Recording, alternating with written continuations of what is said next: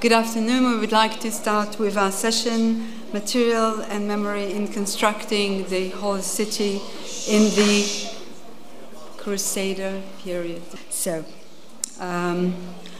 memory reverberates with events and places, but it is also shaped by personal and impersonal encounters. Within our minds, memory evokes images of places, of buildings, and objects, each carrying significant meaning. These images find refuge in our mental repositories, where they gather and transform over time, collectively reinforcing a sense of meaning. In today's session, the three speakers delve into these themes, examining various aspects that explore memory and material as agents of historical events that shape and define and redefine religious architecture, the religious architecture of Jerusalem. Our first speaker, Dr. Katharina Palmberger, obtained her PhD at the Ludwig Maximilian University of Munich. She is presently a postdoctoral fellow at the Martin Buber Society of Fellows at the Hebrew University, where she studies Byzantine churches located in the Negev region. Her research centered around the development of Crusader church architecture in Jerusalem, which is the foundation of the topic of her talk today, Rebuilding Tradition, the Architecture of Jerusalem's Loca Sancta in the Crusader period.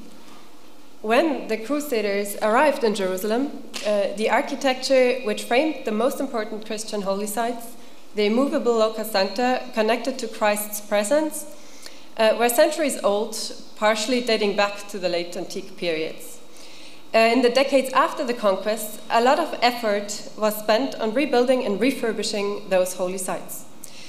This building activity was conducted with the aim to transform the churches with a long-standing history into genuinely Crusader churches. But simultaneously, remarkable focus was put on keeping the history of the spaces on show and to include the traditions of the sacred spaces architecturally into the new churches. In some cases, to reuse older outlines and building structures was a pragmatic decision to recreate old sanctity and to give housing to tradition, such as can be seen in the Church of Mary on Mount Zion.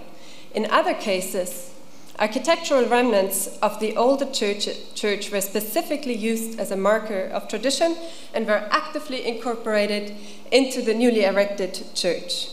The most outstanding example of this practice is the Holy Sepulchre, which shows a variety of actions towards rebuilding tradition. Here, for example, parts of the Constantinian building were included in the medieval one by creating the so-called Arches of the Virgin. This seemingly chaotic ensemble of columns and pillars in the northern part of the church is a blatant juxtaposition of the old and the new, created to puzzle the visitor. On the other hand, the Holy Sepulchre offers in its facade a recreation of tradition. It's a genuinely 12th century facade that plays with the long-standing history of the building and Jerusalem in general. We will look today into those two elements, the 12th century facade and the Arches of the Virgin, in order to talk about rebuilding tradition in the Jerusalem of the Crusader period. You know those prom plans, I'm sure. The Holy Sepulchre Church was completely rethought in the Crusader era, and yet the architecture kept following the tradition very closely. I just go quickly through the history of the church. Constantine the Great commissioned the first church in the beginning of the 4th century. A huge complex of 5 additional building compartments, you can see them here, was created. The two westernmost elements were the Anastasis Rotunda and the atrium that contained both the grave of Christ and the rock of Golgotha. After the destruction of the church in 1009, only these two elements have been re-erected. The new complex, have to make sure to talk into the next one. The new complex was apparently completed by Constantine Monomachos in the middle of the 11th century, only a couple of decades before the Crusaders arrived in the town. The character of the building, and that's important, was still additive. In the Crusader period, the building underwent significant changes. The open atrium was closed with a dome, and the therefore developed Catholicon was connected to the anastasis by huge entrances that allowed big crowds of people to pass freely through the church. This was the first time in the history of the church that both important venerated spaces, the Rock of Golgotha and the grave, were under one common roof, as William of Tyre famously noted. Besides many innovative elements that have been incorporated in the architecture of the church, there was a clear focus on including elements of the previous building phases into the new edifice. Probably since the restoration of the 11th century, the main entrance to the church was from the south. The Crusader architects reshaped the southern entrance with this elaborate facade. The facade is framed by a belfry in the west and the Chapel of the Franks, direct access to the Chapel of Golgotha in the east. It's a two-storied facade with a portal and a window zone, and the arches are slightly pointed as it became a typical feature for the Crusader period. My short description now will lead through the facade from the bottom to the top. The two big portals are accentuated by a very prominent portal embrasure, an architectural form that is known from Romanesque and Gothic architecture in Europe. But unlike the European buildings, we do not have an embrasure with statues here, but with these colorful marble columns that are spolia and must come from a local context. The tympana are framed by a cushion or pillow frieze, an ornament that occurs in Cairo in the 11th century, where an Armenian architect built the Fatimid gates of the city. And detail from this example above. And the ornament first appears in Jerusalem in the facade of St. Anne's Church, close to the Lion's Gate. And with this element, the Masons contributed to a local contemporary style ornamentation. Letting the gaze go further up, we meet the cornice that serves as a frieze and separates the two stories. Interestingly, it bends down twice, each time right before the outer columns of the window area, here and there. This cornice consists of, again from the bottom to the top, a bunch of kymatia, starting with an egg and dart, a dentil, a twirled ribbon, and protruding a small acanthus strap, protruding console with acanthus again, and these consoles are framed by more egg and dart ornament and filled with a water-like ribbon here between the consoles.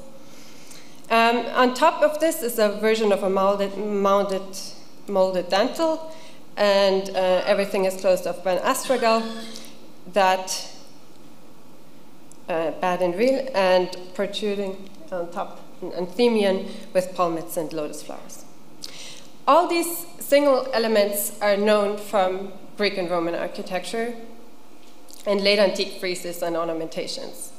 There is a second cornice on top of the facade, closing off the facade, that shows the same elements. This cornice pretends so successfully to be Roman that parts of the frieze have been assumed to be Hadrianic spolia. In the upper story, in the window zones, the capitals of the half columns in the center between the windows are not simple Corinthian-style capitals, but wind-blown capitals, a version of the Corinthian capital that is used from the 5th century onwards in the Syrian area. Therefore, with the wind-blown capitals, we have borrowings from the late antique and Byzantine period and the Crusader time facade.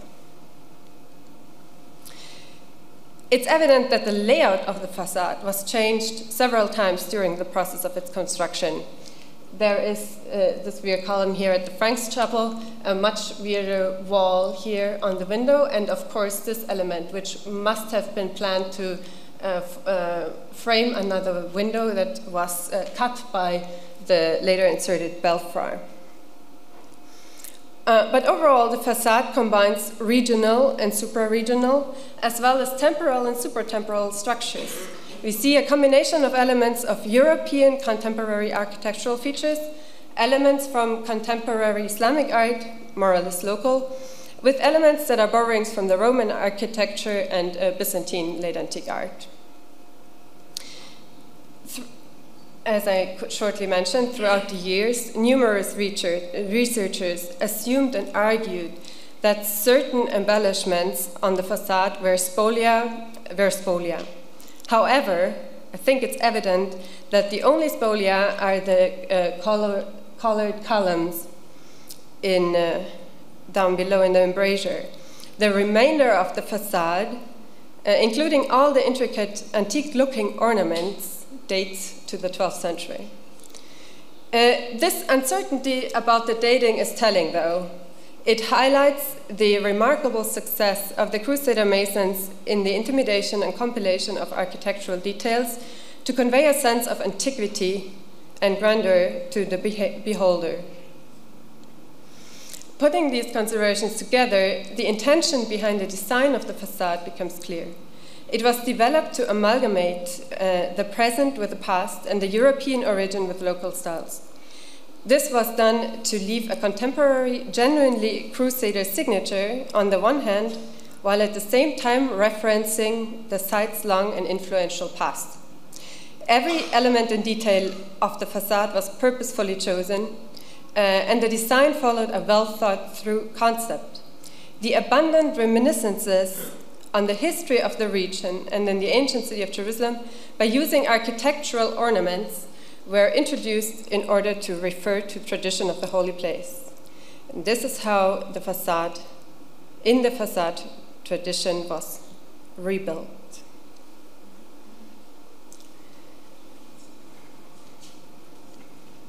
Directly north to the facade, in the northernmost part of the church, here, are the so-called Arches of the Virgin.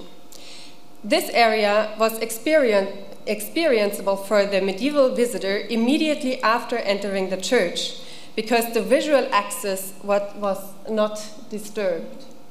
In green is the facade. The big walls which block the view today are a result from the 19th century changes. In the Crusader period, there was only relatively low choir stalls, which allowed a view from the entrance to the directly to the northern transept. Here at the Arches of the Virgin, we see another time the combination of old and new. Just this time, it's not about remodeling antique elements, but about the incorporation of actually old structures into the new Crusader building. The area in question is puzzling. It's a messy conglomeration of columns and pillars in different shapes and sizes. On the first glance, it seems chaotic. After a closer look, one can decipher, though, the arrangement and identify the building's units from the pre-Crusader and the Crusader period, which are very distinctive from each other and placed here, as I mentioned in the beginning, in a blatant juxtaposition.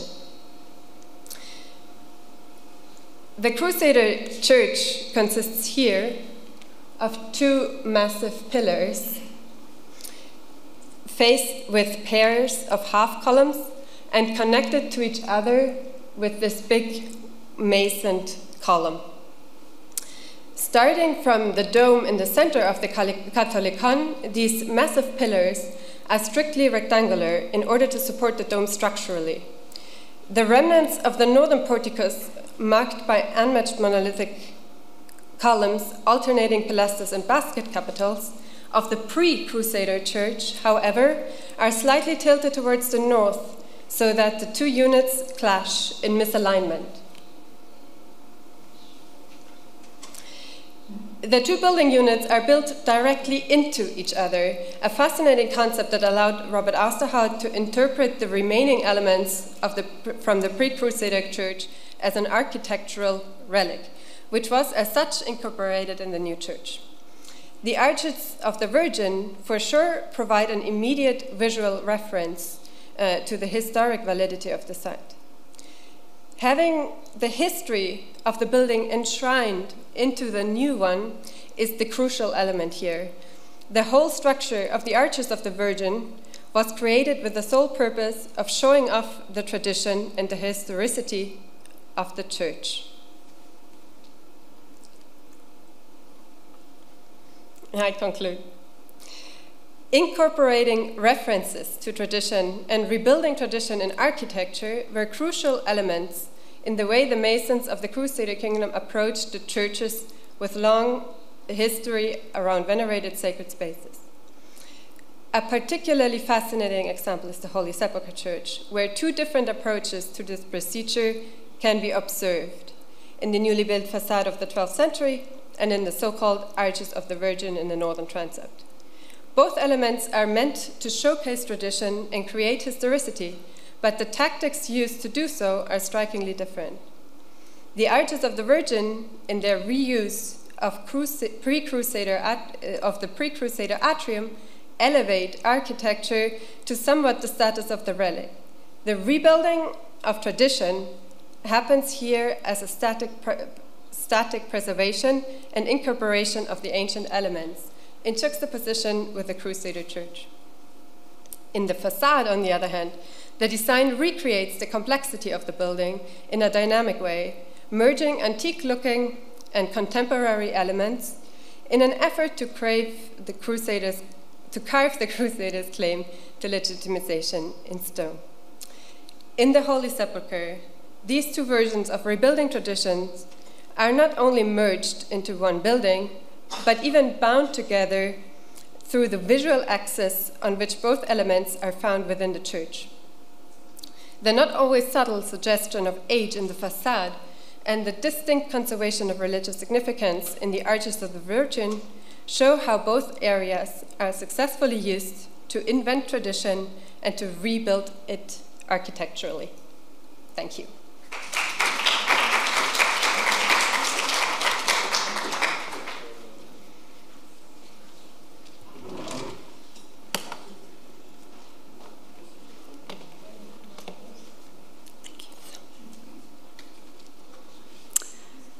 To our next speaker, Dr. Michael Fulton. Michael Fulton obtained his PhD in 2016 and has published extensively since, articles and especially books on strategy and technology employed by both Franks and Muslims in their wars over the Holy Land and the Crusader states. His first book, Artillery in the Era of the Crusades, was published in 2018, was soon followed by his second book, Siege Warfare During the Crusades. Most recently, he has published on the contest for Egypt, the collapse of the Fatimid Caliphate, the eve of Crusader influence, and the rise of Saladin. His talk today, Liberating Jerusalem and Norms of War During the Era of the Crusades, centers on two of the most devastating moments in the history of the medieval city, and which particularly had a vast impact on the landscape and notably on the people of Jerusalem: the conquest of the city by the Franks in 1099 and the surrender of the city to Saladin in 1187. Okay, thank you. Okay, thank you. Thank you to the conference organizers. Thank you to Lardit for setting up this panel, and thank you to everyone for showing up today. It's always nice having a room of people to talk to instead of just an empty space. I'm going to leave a lot of the architectural elements to my colleagues here, and I'm going to focus a little bit more on memory in and of itself.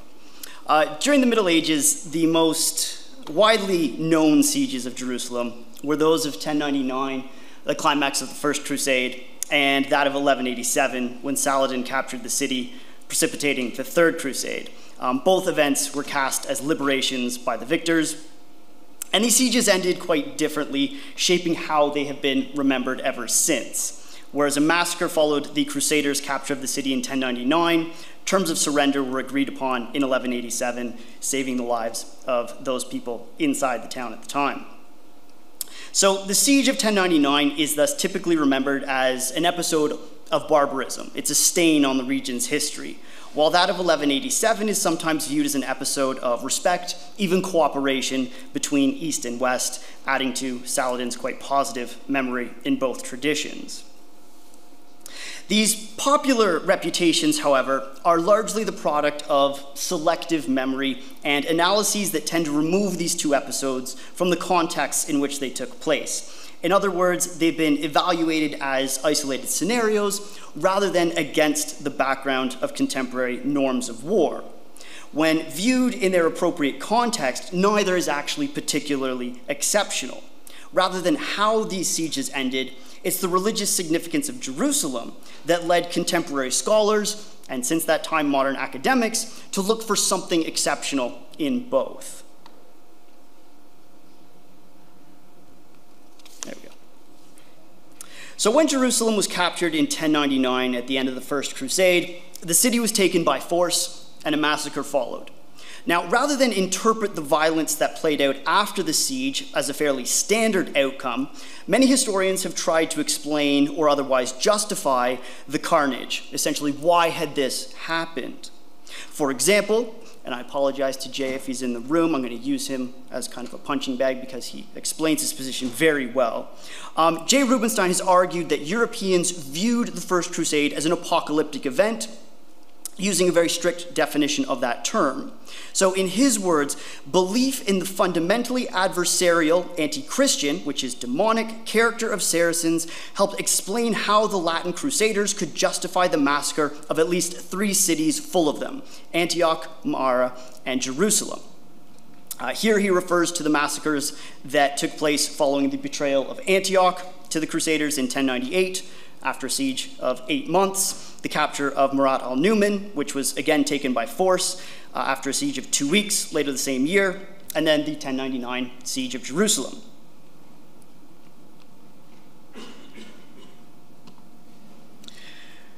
Rubenstein's ideas here have plenty of merit when trying to understand how such events were presented by contemporary authors, but there need not have been any notion of pending Armageddon to explain what actually took place in the city that year.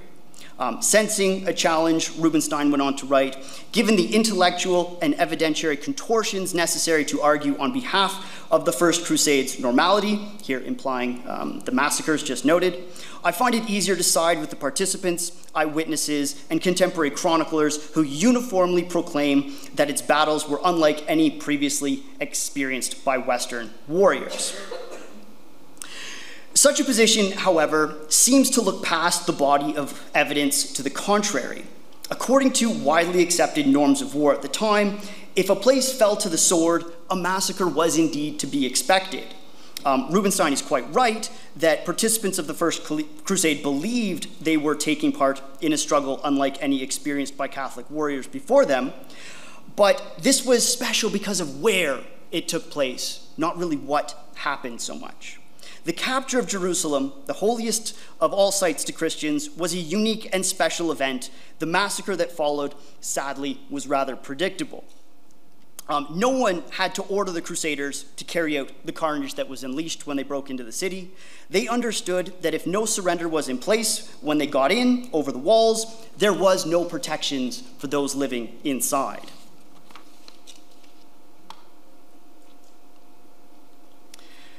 If we look at what happened following sieges at less celebrated or less religiously significant sites, what took place here in 1099 becomes rather normal by contemporary standards. So why do I believe this, or what evidence do I have? Well, when we consider the 9 decades that followed the Crusaders' capture of Jerusalem in 1099, taking us up to the start of the Third Crusade, there were more than 240 sieges in those areas that were either directly under Frankish rule or in neighboring areas subject to considerable Frankish influence, that is, those regions exposed to Frankish military actions.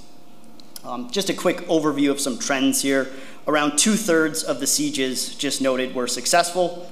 That figure holds true regardless of who's doing the attacking, who's doing the defending. Muslim figures undertook more than twice as many sieges as did the Franks. This was just a product of certain numerical advantages. And I should note here that when I use the term siege, I'm using a very restrictive definition. My definition must involve attackers and defenders who make a coordinated and sustained effort to control a permanently fortified site. So when a party from Ascalon attacked Jerusalem in the summer of 1113, they killed some defenders along the walls. I don't take that as a siege.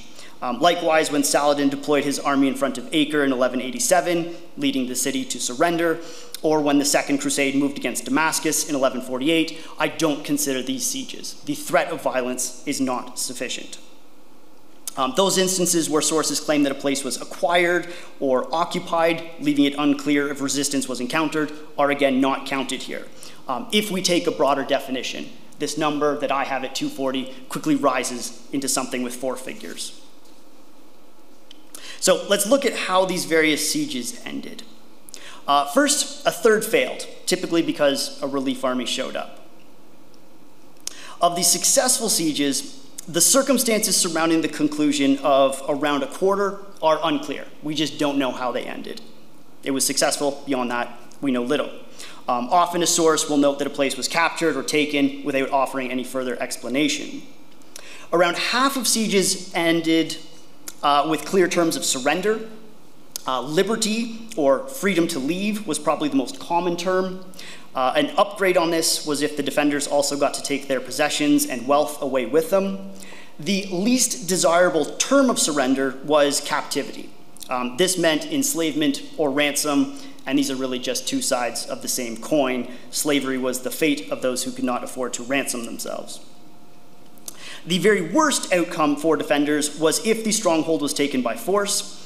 This afforded no protections to those within. They were entirely at the mercy of the besiegers, whom they had just been resisting. This is what happened here at Jerusalem in 1099. This is what happened at Murad al-Numan the previous year. So we might fixate on the carnage that followed a place falling by force, and I've been referring to such situations as massacres, but the primary action was rather an effort to loot. This was a financial opportunity for those doing the attacking. Killing was simply an acceptable side effect, or it was judged acceptable at the time. So we return to the question of whether the massacre of 1099 was in any way unique, aside from the very significance of where it took place. Well, there were 7 similar massacres in the decade that followed, and an average of 3 per decade in the 8 after that.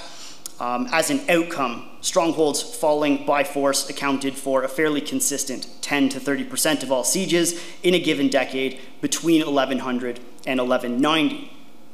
But wait, some may say, what about the Franks' apocalyptic motives? Might they have been more likely to commit a massacre than others? In a word, no. Massacres were a product of the unrestrained looting that ensued when a fortified place fell by force, regardless of who was doing the attacking, who was doing the defending. The way to avoid a massacre was to either hold out and resist the besieging forces, or to conclude terms of surrender before any of the bad guys got into your defensive perimeter. The Franks conducted most of the sieges in the opening decade of the 12th century, so they were responsible for a proportionately high number of the massacres at that time. As Muslim figures became responsible for more sieges through the century, the number of massacres they were responsible for rose again proportionately. And I sense some may now be wondering, did a massacre always follow when a stronghold was taken by the sword?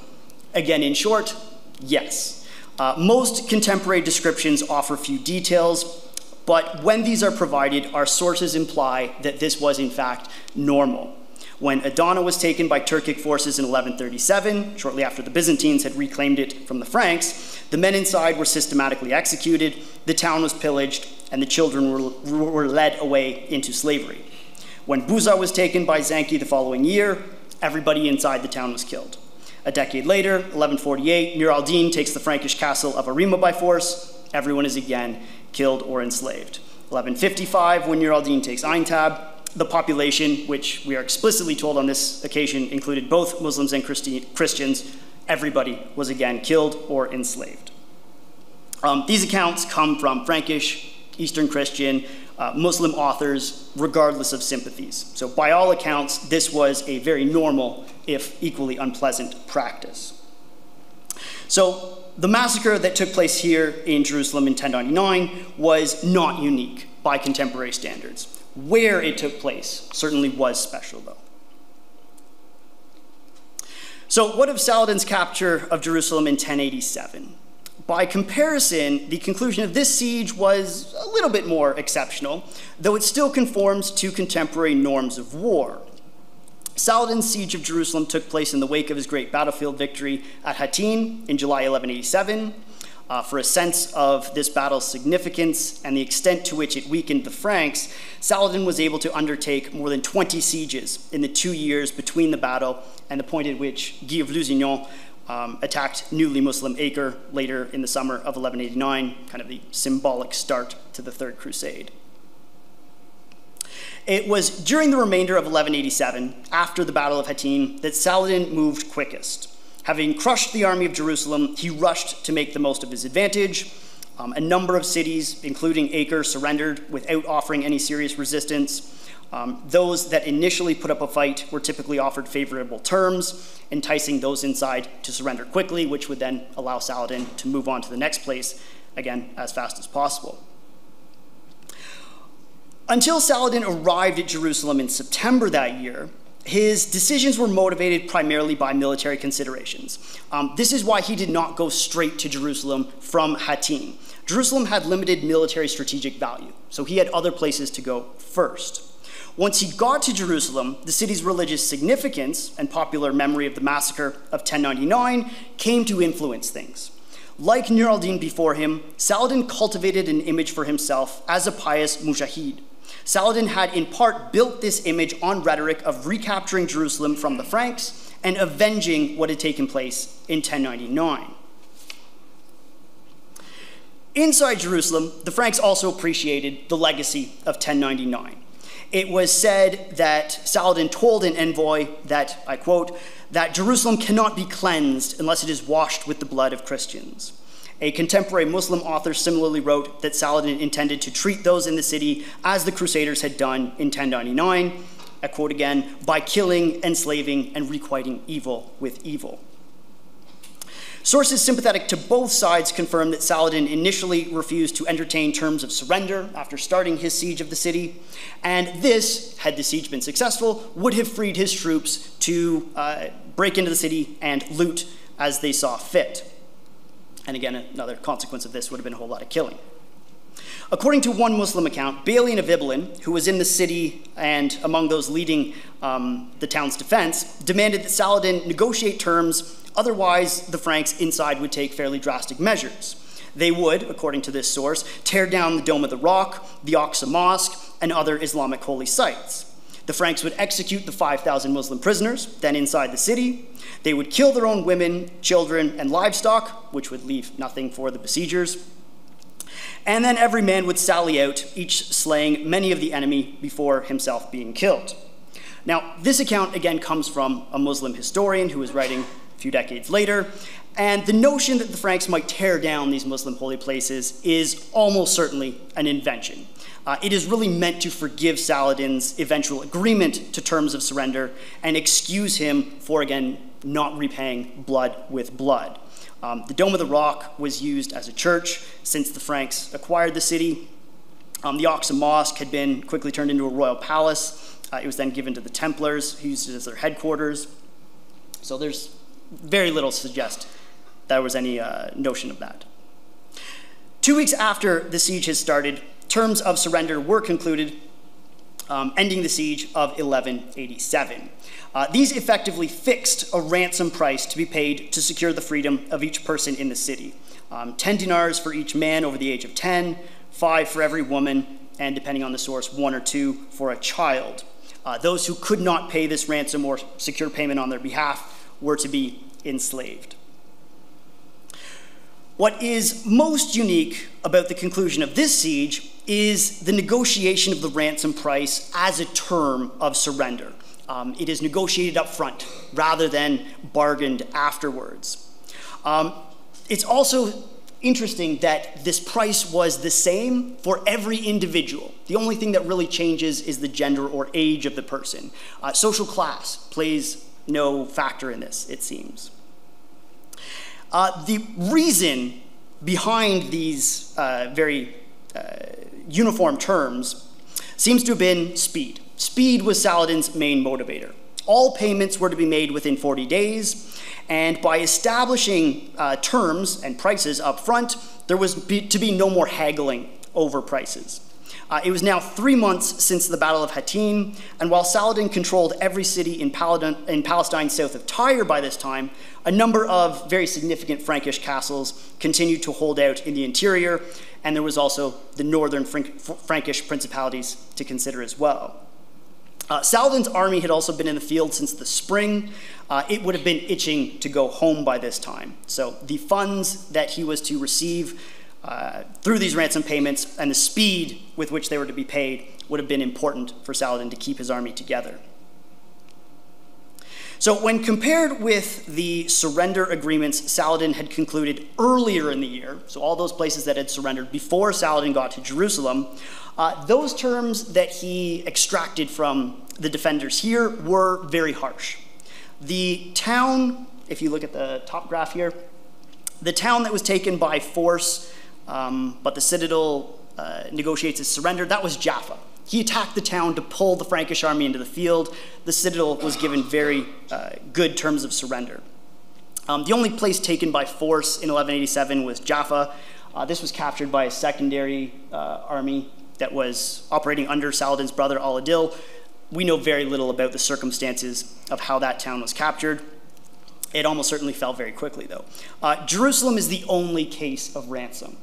By far, if I can get this to go, a lot of places are being given terms of freedom, and a whole bunch are also given property to take with them. The following year, Saladin conquered a large portion of the Frankish Principality of Antioch to the north. Most sieges of this campaign ended with the defenders being granted their freedom, but the addition of property was now off the table. Saladin was in a stronger position. He didn't have to offer that carrot. When facing some increasingly isolated castles in the Syrian coastal mountains, Saladin could even demand the same ransom terms that had been extracted from those defending Jerusalem the previous year. So to conclude, if an analytical approach is taken here, we find there is nothing unique if a massacre takes place when a town or castle falls to the sword, as occurred following the siege of 1099. Likewise, there's nothing particularly honorable, cooperative, or tolerant about the terms that Saladin agreed to in 1187. When military factors and reputational considerations are weighed, the terms that he extracted from the defenders in 1187 probably was the outcome that suited him best. It was thus the significance of Jerusalem that made the sieges of 1099 and 1187 special. There was nothing particularly unique about the way either ended, despite the amount of ink that's been dedicated to discussions of such. Thank you very much. Thank you, Mike.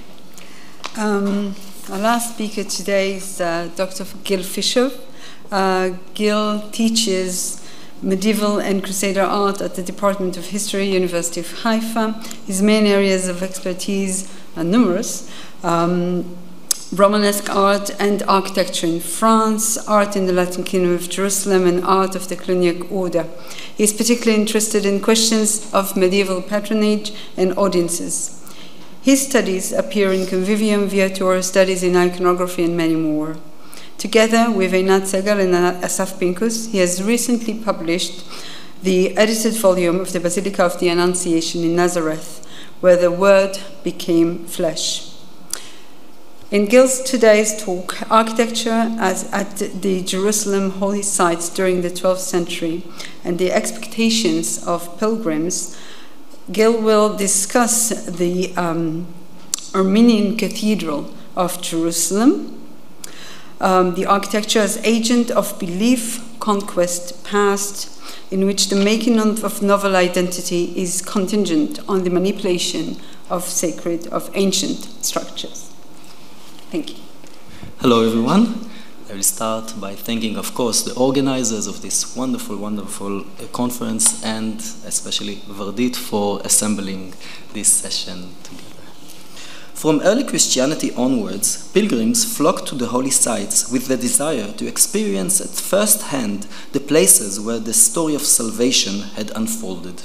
Visiting the sites of the Holy Land, however, was not only an encounter with this place, but also with the text that unfolded the narrative of the sacred history. This unification of place and text created an intricate and multidimensional dynamics. As Michele Bacci, Robert Oosterhout, Jaroslav Folda, Mary Carters, and others have shown, this was not a one-way process in which the architectural or topographical reality at the holy sites evoked the sacred events for the pilgrims, but rather a two-sided process in which, at the same time, the previous experiences, the devotional practices that the pilgrims exercised at home, their earlier readings and meditations, and the sum of their expectations exerted a profound impact on the way they experienced the holy sites. At times, the encounter with reality created confusing or frustrating experiences, or, sometimes even more troubling, the pilgrim encountered traditions regarding the sacred event that conflicted with his own beliefs and challenged his theological convictions. Such challenges to the beliefs and expectations of pilgrims would also have been an important factor for the architectural and artistic activities at the holy sites themselves during the Latin Kingdom, as these sought to address the expectations of pilgrims and respond to any challenges or conflicts they might encounter. In this paper, I will demonstrate the extensive influence of such preconceived conceptions and expectations of pilgrims on the architecture created at the holy sites, often resulting in sophisticated architectural solutions created to address the concerns of the pilgrims. A major example of this is that of the conflicting claims of the Armenian Cathedral of St. James in Jerusalem and the Cathedral of Santiago de Compostela to the possession of the head of St. James. And we have already heard about this earlier this morning. The cult of the Apostle St. James the Great, son of Zebedee and brother of St. John the Evangelist, is deeply connected both to the political reorganization of the northern Iberian Peninsula following the Islamic conquest and the disappearance of the Visigothic kingdom, and to the consolidation of the hierarchy of dioceses there.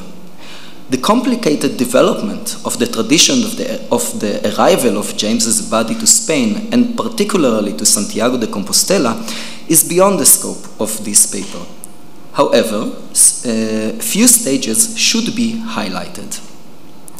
At some point during the 9th or early 10th century, and possibly in Santiago itself, the question of how had the body of the saint reached Spain was answered through the creation of a narrative known as the Epistola Leonis de Translatione Beati Jacobi in Galiciam. According to this narrative, the body of St. James was carried from the Holy Land to Spain on a ship, guided by the hand of the Lord, and then borne through the air to the place of its interment and later discovery. The narrative proved to be effective, and gradually in the 10th and 11th centuries, Santiago came to be one of the leading holy sites in the West and a major pilgrim destination, as is of course well known.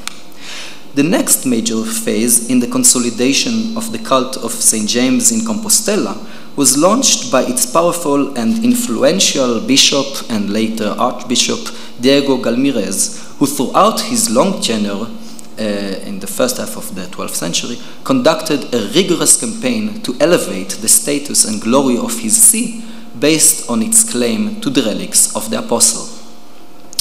The complex and lengthy efforts by Gelmires included the production of additional texts emphasizing the special connection of St. James to Compostela and consolidating the miraculous story of the translation of his remains there. Such was the Historia Compostelana, which tells how before his martyrdom, the saint had ordered his disciples to carry his body to Galicia, which they did, sailing safely in a boat that they found on the shore through a divine intervention. As both Javier Garcia Turza and Mordechai Levi have noted, an important new feature in the Historia Compostelana is that of the reference to the head of St. James as being present together with his body at Compostela, and this is significant. According to this narrative, the head had been translated together with the body of St. James, totum corpus cum capite, and this version was reinforced also in the Codex Calixtinus. Both scholars suggest that the insistence of Compostela on the presence of the entire body of St. James was in order to silence any claim from other churches that they possessed the head of the saint, thus rivaling Santiago, as well as in order to substantiate Compostela's claim to become a metropolitan see, for which the body of St. James was the source of legitimization. The claim to the presence of St. James' head may have had significant repercussions for Spanish pilgrims to Jerusalem and for the Armenian Cathedral of St. James, to which I now turn. The earliest church on the site had been a 5th century basilica founded by a Roman woman named Bassa and dedicated to Saint Menas. In the 11th century, a new church was built on the site by the Georgians. Parts of this building may have been incorporated into the present 12th century building, suggesting to Dennis Pringle that this might be the reason for some of the irregularities of the present church, such as the alignment of the north wall differing from that of the rest of the building. However, as it is no longer possible to study the masonry due to it being covered in plaster or tiles, this must remain an open question at the moment. In the beginning of the 1170s, the account by the pilgrim John of Würzburg indicates that a large church at the site was now dedicated to St. James the Great, and that it belonged to the Armenians.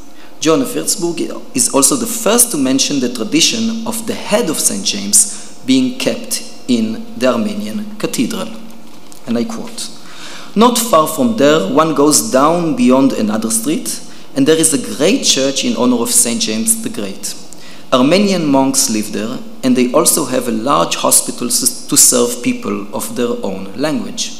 The head of the apostle is reverently kept there. He had been beheaded by Herod, and his body was placed in a ship in Joppa by his disciples, and they took it away to Galicia. But his head remained in Palestine. This head is still shown in that church to strangers who arrived there." The fact that John of Würzburg, when presented with the head of St. James in the Armenian Cathedral in Jerusalem, finds it necessary to explain that the saint's body had been transferred to Galicia is extremely important in our context. It attests to the tension and perhaps even confusion that a Western pilgrim who was accustomed to the tradition of James' relic being kept at Compostela felt when encountering the contrasting tradition in Jerusalem. Indeed, as Compostela stressed its possession also of James's head and not just of his body, this increased the confusion of pilgrims presented with the saint's head in Jerusalem. The contradiction between the expectations of the pilgrims and the reality they encountered in the Holy Land becomes very clear. Now, the contested presence of the head between Jerusalem and Compostela may have been a cause for the appearance in the 13th century of a different tradition, one that identified the Cathedral of St. James not with the relic of the head, but with the place of the beheading. In a sense, this new tradition replaced a sanctity dependent on a relic with a sanctity dependent on a narrative, a sanctity of place, which would thus avoid the conflict with Compostela and perhaps even outdo its attraction for pilgrims. Thus, in the Chronicle of Arnul from the 1230, we read that, and again I quote, "In that street on the left, just as one is about to go out through the postern, is a church of my Lord St. James of Galicia, who was the brother of my Lord St. John the Evangelist. There it is said that St. James had his head cut off, and for that reason the church was made there." Similarly, in Le Saint Pèlerinage que l'on doit requérir en la Terre Sainte, again the 20s or 30s of the 13th century, we read that, and I quote, "A little afterwards in the church of the Armenians, where St. James of Galicia was beheaded," again beheaded, end of quote. It is of course significant that just as for John of Würzburg, half a century before them, the association of St. James with Galicia still remains strong, as it attested in these two texts by his identification as St. James of Galicia.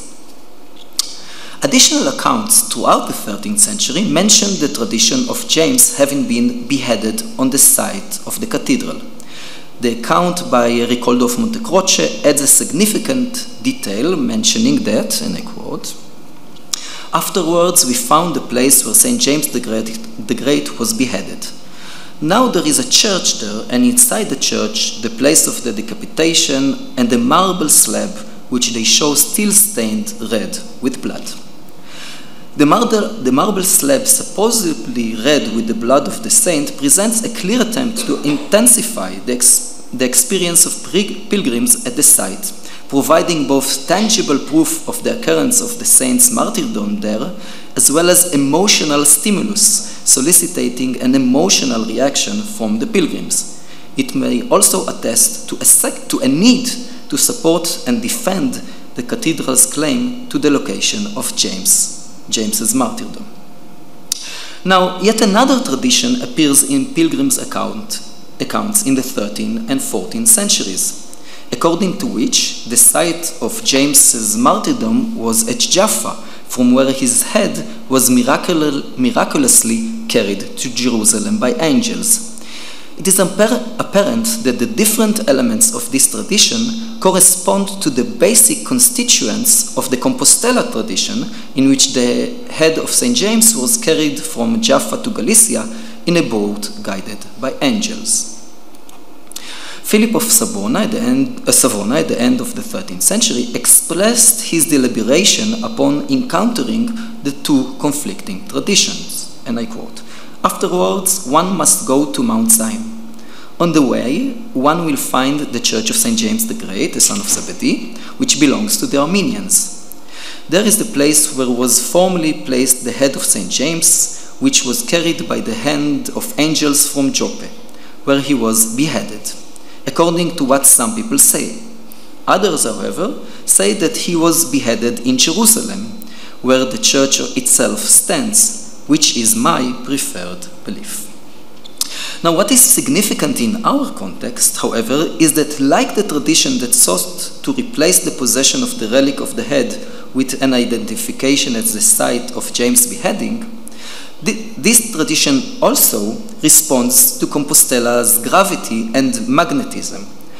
While the first of these traditions chose a tactic of substitution, the second one, however, clashed head-on with the claims of Compostela.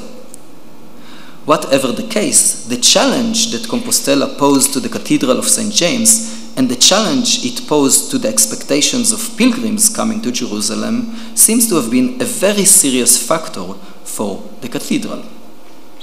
I therefore turn now to the architecture of the Armenian cathedral in order to examine whether and in what ways it responded to the challenge posed by the competing Compostelan tradition. To date, beside questions relating to the exact reconstruction of certain features of the building, scholarly discussion of the architecture of St. James's Cathedral has mostly focused on the origin of some of the unique features of the edifice and whether these can be considered as Armenian and as expressing the Armenian identity of its patrons. More specifically, it has been suggested that the architecture of the building is a manifestation of the Armenian identity of the half-Armenian Queen Melisende of Jerusalem, assumed to be the patron of the church, both because of her Armenian origins and because of her attested role as patron of monumental church building such as that of Bet Chani. At the center of discussion on the Armenian nature of the cathedral's architecture is its unique dome, which covers the central bay of the nave and is supported by 4 cruciform piers throughout the intermediation of pendentives. Internally, the lower part of the dome consists of 6 ribs intersecting into the form of a 6-ray star. The 6 triangular compartments located in the points of the star are adorned with round voluminous spheres in high relief, plausibly representing celestial bodies. The central hexagonal unit, delineated by the ribs of the 6th-ray star, is covered by a raised, smaller, round dome. We know that the dome has undergone changes and repairs in the modern period, first in 1812 and later also in the 1830s, following an earthquake in 1834. We have no clear knowledge, however, of the exact nature and extent of these alterations. The central, smaller dome above the hexagon, this central unit here, above the hexagon, is probably a modern innovation, as there are numerous pilgrim accounts indicating that originally there was an oculus there. Regarding the intersecting ribs, however, there is no indication suggesting that these do not belong to the original mid-12th century construction. In 1998, Nurit Knan Kedar stated unequivocally that the unique form of the dome is distinctly Armenian, and that in its harmonious interplay between intertwined elements such as ribs and squares, it differs in concept completely from the typical hemispheric Byzantine domes. Although she admits that direct comparisons are missing in the architecture of Armenia itself prior to the 12th century, she suggests that the form might be traditional Armenian and that it appears in Armenian monastic architecture in the 13th century, for which the Cathedral of St. James may have been a model. For Kenan Kedar, the choice of the Armenian dome could not have been accident, but rather a clear manifestation of Armenian identity, revealing a high self-awareness by the Armenian community and by Queen Melisende. While Dennis Pringle is much more reluctant to consider the dome as Armenian, he nevertheless mentions the domes in the Armenian churches of Hagafat and Chorakert as possible models for the one in Jerusalem. Armen Kazarian has pointed a different possibility regarding the sources of the dome in St. James Cathedral and the ways these sources became known to the patrons and architects of the cathedral. Kazarian, as well as others before him, noted the similarity between the dome in Jerusalem and the 12th century cupola in front of the mihrab in the great mosque of Cordoba, as well as the dome in the mosque of Bab al-Murdun in Toledo, both converted into churches following the Christian conquest of these cities. He also noted the large group of French and Spanish Christian derivative of these Andalusian domes with intersecting arches, such as at Saint Croix in Oleron-Saint-Marie and Santo Sepulcro in Torres del Rio. He therefore considered the possibility that the form of the star vault had been translated from Spain to Jerusalem, emphasizing that information was passed on by pilgrims to the patrons and architects. He suggests that Spanish pilgrims or crusaders who had an obvious interest in the head of St. James being kept in the cathedral could have told the patrons or designers of the cathedral about this particular form of a vault, comprised of intersecting arches. The availability or knowledge of models, however, I contend, does not necessarily result in their selection or adoption. The The choice of a specific architectural motif is meaningful and often intended to manifest the identity of its patrons. This is especially true for such a prominent and symbolically charged feature as the central dome of an edifice. Seen in this way, the possibility of a Spanish source for the dome at St. James Cathedral has major implications if considered alongside the contested possession of the relics of St. James between Jerusalem and Compostela. I would like to suggest that the choice of the star dome form was the architectural component of the cathedral's attempts to counter the challenge that Compostela's claim to the head of St. James posed for its connection to the apostle, and thus to its prestige. This can be further understood when comparing between the methods of operation of the different traditions that developed in Jerusalem in order to counter the claims of Compostela on the one hand, and between the ways the motive of the star dome might have functioned when viewed by pilgrims on the other hand. As we have seen, the traditions developed in response to the claims of Compostela were diverse. One was the replacement by the cathedral of its claim to the possession of James' head with its identification as the site of James' beheading. The second tradition was the claim that James' head had been miraculously carried to Jerusalem by angels. While the first of these traditions chose a strategy of substitution, and the second a strategy of confrontation, none of them attempted to deny altogether a Compostelan possession of the body of St. James, in contrast to that of his head. Thus, the strategies chosen in Jerusalem did not attempt to dissociate Compostela from St. James, but instead to find a narrative that would enable both Jerusalem and Compostela to be connected to the legend of the saint. This was done, I believe, because an attempt to fully sever Compostela from the legend of St. James would have created too much of a challenge to the predispositions and expectations of Western pilgrims and only served to increase their confusion. The choice taken in the Armenian cathedral was therefore one of connecting Jerusalem to Compostela, providing each of them with its own place in the saint's legend. I contend that the dome, with its Spanish models, functioned in much the same way. It bore with it associations of Spain and of Compostela, and thus created a visual link between Compostela and Jerusalem. This link eased any confusion a pilgrim might feel when reflecting upon the conflicting claims of the two cities. It also consolidated the status and prestige of the Armenian cathedral, as it made clear that the narrative of Jerusalem and of Compostela could be harmonized.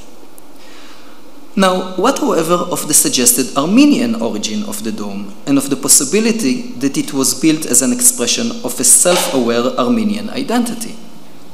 I contend that this may also have been part of the reason for the choice of this specific shape for the dome, and that what we are facing here is not the necessity to choose between a Spanish interpretation of the dome and an Armenian interpretation, but an architectural shape that was selected precisely and specifically because it served both these causes.